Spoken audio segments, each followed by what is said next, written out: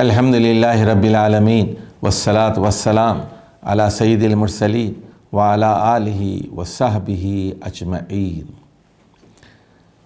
ہم مولانا سید ابی الاعلیٰ مودودی کی کتاب قرآن کی 4 بنیادی اصطلاحیں سے الہ کے موضوع پر گفتگو کر رہے ہیں کہ الہ کا کیا مطلب ہے، اور اس بات کی بار بار وضاحت کی گئی ہے کہ الوہیت کے اندر الہ کے مطلب میں اصل چیز طاقت اور قوت ہے جو صرف اور صرف اللہ تعالیٰ کے پاس ہے، جو خالق ہے، جو رب ہے، حاکم ہے، وہی پیدا کرنے والا ہے، وہی پالنے پوسنے والا ہے، وہی قانون دیتا ہے، وہی قابل پرستش ہے۔ پاور اس کے ہاتھ میں، کسی اور کے پاس پاور نہیں ہے، بے اختیار ہیں باقی سب۔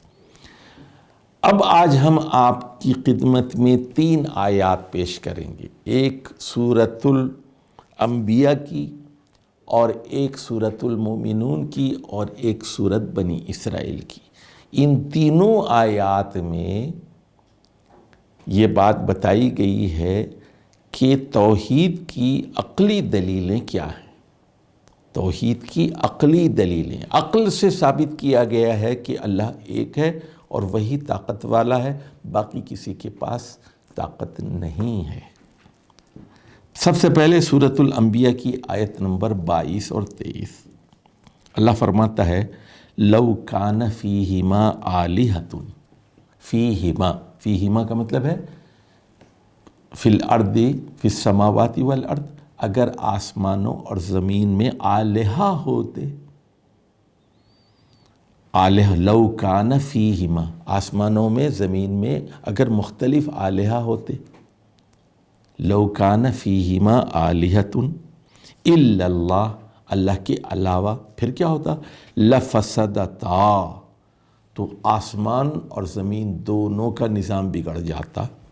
فسبحان اللہ رب العرش عما یصفون، تو اللہ تعالیٰ بے عیب ہے، سبحان ہے، اس عیب سے پاک ہے، وہ رب العرش ہے، وہ عرش کا مالک ہے، رب العرش ہے، اور جو الزامات اور جو بری صفات اس کے ساتھ منسوب کی جا رہی ہیں کہ اللہ کے ساتھ کوئی اور بھی ہے، اس سے وہ بہت بلند ہے۔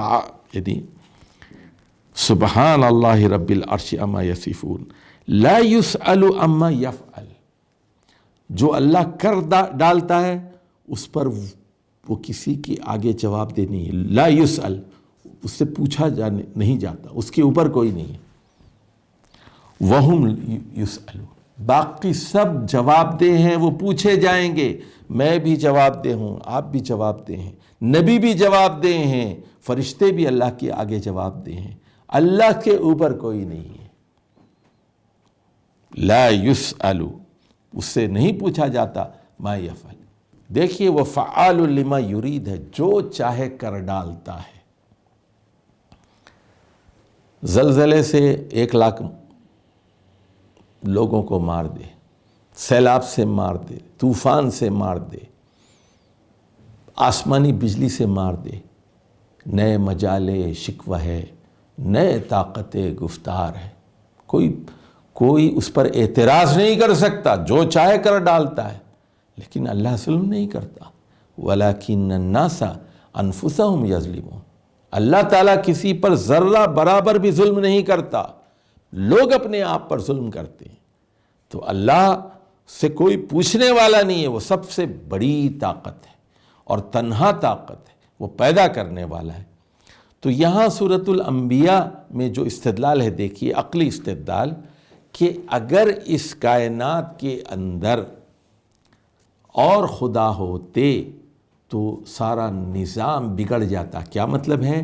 اس میں توافق ہے، کوآرڈینیشن ہے، کوآپریشن ہے، ایک ہی کی فرما روائی ہے۔ اسی وجہ سے سورج وقت پر نکل رہا ہے، غروب ہو رہا ہے، چاند کا ایک نظام ہے، ایک قمری کیلنڈر ہے، ایک شمسی کیلنڈر ہے، بارشیں ہو رہی ہیں، اور لوگ پیدا ہو رہے ہیں، مچھلیاں پیدا ہو رہی ہیں، جانور پیدا ہو رہے ہیں، پرندے پیدا ہو رہے ہیں، مر رہے ہیں، ایک بہت ہی اچھا نظام چل رہا ہے۔ اگر یہ اس میں ایک ہی خدا کا نظام ہے، ایک ہی کی فرما روائی ہے، اگر کئی خدا ہوتے تو کیا ہوتا؟ بغاوت شروع ہو جاتی، صوبائی حکومتیں مرکزی حکومت سے لڑ پڑتی۔ ایسا کوئی مسئلہ نہیں ہے۔ یا کوئی کمانڈر ملک پہ قبضہ کر لیتا، بادشاہ کو قتل کر دیتا، وزیر اعظم کو پھانسی دے دی جاتی اور وہ اقتدار پہ قبضہ کر لیتا۔ کیا اللہ وہ رب العرش ہے، وہ عرش کا مالک ہے، کیا کوئی عرش پر قبضہ کر سکتا ہے؟ کوئی سپہ سالار ایسا ہے، کوئی chief of the army staff ایسا ہے جو اللہ کی حکومت پر قبضہ کر لے، اللہ کی عرش پر قبضہ کر لے؟ اگر ایسا ہوتا لو کان فیہما آلہۃ الا اللہ لفسدتا، زمین آسمان کا نظام درہم برہم ہو جاتا، فساد برپا ہو جاتا، بگڑ جاتا یہ نظام۔ اب آ جائیے دوسری دلیل ہے۔ کیا دلیل ہے؟ ایک ہی خدا کی فرما روائی ہے، اس لیے کوئی جھگڑا کوئی فساد آپ نہیں دیکھ رہے۔ اب آ جائیے دوسری دلیل سورۃ المؤمنون سے۔ فرمایا گیا متخذ اللہ من ولد، اللہ تعالیٰ نے کسی کو بیٹا نہیں بنایا۔ متخذ اللہ من ولد وما کان معہ من الہ، اور اس کے ساتھ کوئی الہ نہیں۔ وما کان معہ من الہ، کوئی الہ اس کے ساتھ نہیں ہے۔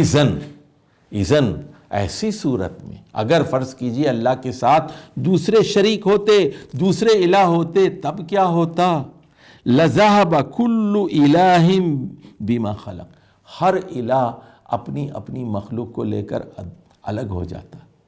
چاند کا خدا کہتا کہ چاند کو میں نے بنایا، میں تو جا رہا ہوں، میں تمہارے ساتھ تعاون نہیں کروں گا۔ سورج کا خدا الگ ہو جاتا، بارشوں کا خدا الگ ہو جاتا، بیماریوں کا خدا الگ ہو جاتا۔ اب دیکھیے جو ہندو میتھولوجی میں اس طرح کے تصورات ہیں، ایک دولت کی دیوی ہے لکشمی، ایک بارش کی بیوی ہے، اور ایک بیماریوں کی دیوی ہے۔ کئی دیویاں ہیں ان کے پاس، ہر دیوی کو ایک الگ الگ ذمہ داری دی ہوئی ہے انہوں نے۔ قرآن اس تصور کی نفی کرتا ہے۔ اذن اگر زیادہ الہہ ہوتے اللہ کے علاوہ ایک سے زیادہ، اذن ایسی صورت میں لذہب کل الہ بما خلق، تو ہر الہ اپنی اپنی پیدا کردہ چیز کو، اپنی مخلوق کو لے کر الگ ہو جاتا، اور وَلَعَلَىٰ بَعْضُهُمْ عَلَىٰ بَعْضٍ، اور وہ ایک دوسرے پر چڑھ دوڑتے۔ دیکھیے دنیا کی تاریخ یہی کہتی ہے، سکندر اعظم کے پاس قوت آ گئی اور وہ دنیا کو فتح کرنے کے لیے نکلا۔ ایک حکومت دوسری حکومت پر قبضہ کر لیتی ہے، اور اب روس نے ابھی حال ہی کی تاریخ دیکھیے آپ، ہٹلر نے کتنے ملکوں کو فتح کر لیا تھا، اور روس نے کتنے ملکوں کو اپنے قبضے میں لے لیا۔ افغانستان پر اس نے قبضہ کر لیا، رومانیہ پر، چیکوسلوواکیہ پر، یوگوسلاویہ پر، اور ہنگری پر، پولینڈ پر، کتنے ملکوں پر اپنا تسلط نہیں قائم کیا اس نے۔ کذالک یفعلون، بادشاہ یہی کرتے ہیں، جب ان کے پاس ہتھیار آ جاتے ہیں، فوجیں آ جاتی ہیں، غرور آ جاتا ہے، وہ ایک دوسرے پر قبضہ کر لیتے ہیں، ایک دوسرے کی حکومت پر قبضہ کر لیتے ہیں۔ تو اللہ یہ فرما رہا ہے کہ کائنات میں دیکھو، کیا ایک اللہ کی فرما روائی ہے یا کئی خدا ہیں؟ ایک، یہ ذرا غور کرو۔ اب اس کے بعد تیسرا عقلی استدلال دیکھیے، اور یہاں لفظ الہ پر غور کرنا ہے آپ کو۔ قل لو کان معہ آلہہ، اے محمد صلی اللہ علیہ وسلم انہیں سمجھائیے، قل کا مطلب ہے انہیں بتائیے، سمجھائیے، قائل کیجئے۔ قل لو کان معہ آلہہ، اگر اللہ کے ساتھ ساتھ اور بھی خدا ہوتے، کما یقولون، جیسا کہ یہ مشرک دعویٰ کرتے ہیں، کما یقولون، اذن ایسی صورت میں، اذن لابتغوا الی ذی العرش سبیلا، تو وہ عرش والے کی پر چڑھ دوڑنے کے لیے راستہ ڈھونڈتے، تدبیریں سوچتے کہ کس طرح عرش پر قبضہ کیا جائے۔ اللہ کا ایک عرش ہے، وہ رب العرش ہے، عرش کا مالک ہے، تو ہر خدا عرش پر قبضہ کرنے کی کوشش کرتا۔ سبحانہ، وتعالی عما یقولون علوا کبیرا، نہایت بے عیب ہے، بے عیب ہے۔ اللہ کمزور نہیں ہے۔ سبحان کا کیا مطلب ہے؟ اس میں کوئی خامی نہیں ہے۔ میں تسلیم کرتا ہوں، میں مانتا ہوں، میں اعتراف کرتا ہوں، نہ اللہ کمزور ہے، نہ اللہ بے بس ہے، نہ وہ لاچار ہے، نہ وہ بھولتا ہے، نہ وہ تھکتا ہے، نہ اس کی اولاد ہے۔ کسی قسم کے عیب سے اس کی ذات کو متصف نہیں کیا جا سکتا۔ سبحانہ وتعالی، بہت بلند ہے، تعالی عما یقولون، جو یہ اللہ کے ساتھ جھوٹی جھوٹی باتیں منسوب کرتے ہیں کہ اس کے اقتدار میں یہ شریک ہے، وہ شریک ہے، مریم شریک ہے، روح القدس ہے، عیسیٰ علیہ السلام ہے، ایک خدا نہیں ہے، تین خدا ہیں، اور ایک وشنو ہے، ایک شیو ہے، ایک برہما ہے، تین لوگ ہیں۔ برہما جو ہے وہ خالق ہے، اور وشنو وہ اقتدار کا خدا ہے، اور جو وشنو جو ہے وہ ربوبیت کا خدا ہے، اور شیوا طاقت کی علامت ہے، یہ شیو سینا کی علامت ہے، شیوا جی کی علامت ہے۔ یہ اللہ کے ٹکڑے کر کے اس کی صفات کو تقسیم کرنا، یہی تو شرک ہے۔